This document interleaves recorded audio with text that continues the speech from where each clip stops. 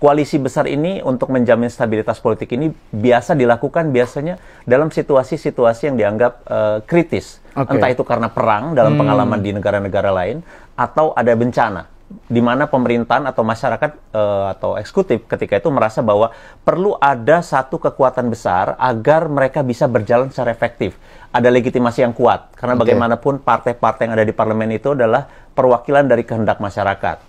Kemudian yang kedua, mereka membutuhkan dukungan yang kuat di parlemen, sehingga ada kebutuhan.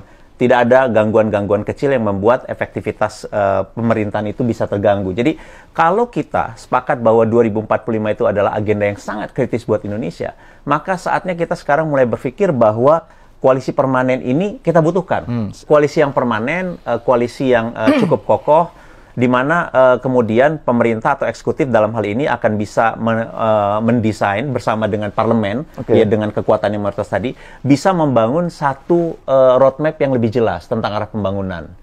Kan kita tahu di era Pak Jokowi ini sudah dimulai dengan pembangunan infrastruktur. Setelah infrastruktur kemudian ada pendidikan.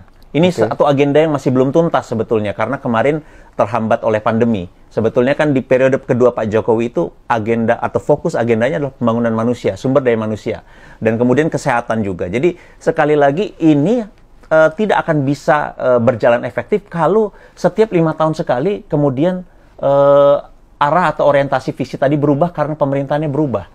Jadi ini perlu ada satu kesepakatan di antara para aktor-aktor kekuatan politik ini, kesediaan untuk menurunkan ego masing-masing untuk mencapai tujuan besar tadi. Jadi sekali lagi, kalau saya optimis bahwa kesepakatan itu sangat mungkin tercapai ya, karena kita ini sudah tanggung, ibaratnya kita untuk mencapai Indonesia Emas ini udah tinggal sekitar 15 tahun lagi. Saya yakin bahwa para elit politik, kekuatan-kekuatan politik ini akan bersedia untuk bernegosiasi dan merumuskan satu tujuan bersama dengan membentuk satu koalisi besar, koalisi permanen. Kalau saya lebih menyukai istilahnya koalisi 2045. PSI, Partai Jokowi.